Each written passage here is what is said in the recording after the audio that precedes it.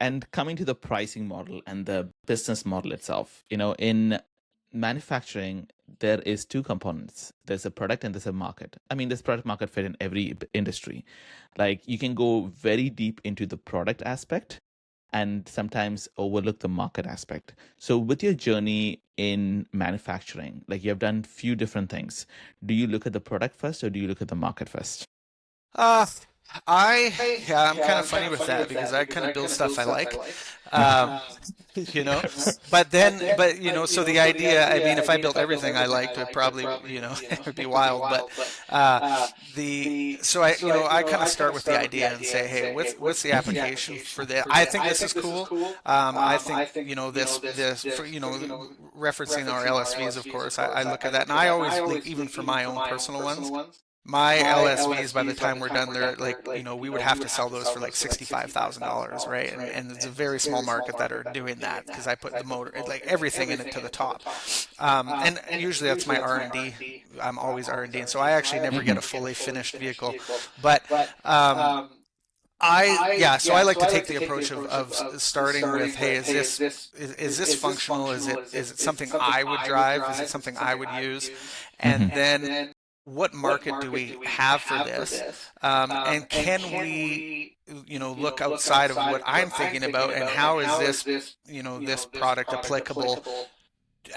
Use the base thoughts, and how can we make this applicable and functional and affordable for the market? We have one of our vehicles, which is our W2, which is a work vehicle, and we're now seeing we've just started working with fleet. So golf. We've just done our first fleet with Predator Ridge. We're building for them.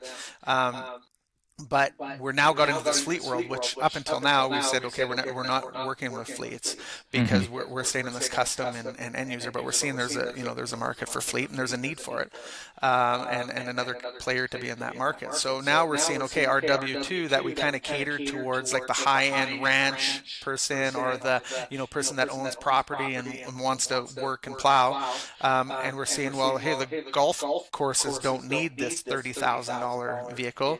They need they need a $19,000 one that doesn't have bull bars and LED light bars and all this other stuff. So we take the initial concept and vehicle that we've been selling, and people are buying them, but we go, hey, we can modify this, we can change these things without losing the quality of the key components, and make it work for another industry, and at a more reasonable price point.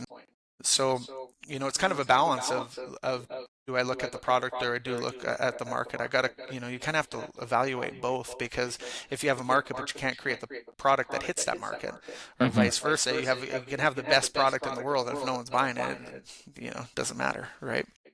Exactly. And I have found that a lot of people in manufacturing space, they are very product centric and sometimes forget about the market. Or Yes. they're very market centric and then forget about the quality of the product. So it's definitely a balancing act. It is for sure, and the thing for us, what we've stuck with, is kind of interesting because going back to those first Yamahas, I think I picked those, up at the auction for $1,800, gave them a cleanup and sold them for $2,500, right? And so we're like, okay, well, here's the market. And then as we, kind of progressively grew through it, and then I was involved with Club Car, and we were doing carts, and we were selling those at $6,500. And at that time, I thought, well, this is amazing, and then we got to a $10,000 level with those, and this is crazy. And then, now, like, we sold one to a girl in Vancouver who sold her company, and she just paid, last year $73,000 for an 8-passenger cart, and we're like, well, I guess this is the new top. And I think that'll be there for a bit. That's not common. But what my point to that is we've kind of found this this market where we are catering more to the high end market, right, and premium, and we won't really sacrifice our our quality and our customer service, and all those aspects that provide a premium experience. I'm not willing to go, okay, well, we're just, instead of having a 72-volt drive system, which is what we have, I'm not willing to go back to the 48-volt drive system, which is industry standard, although I know we could sell a bunch and they would be great, but it's not pushing the industry forward.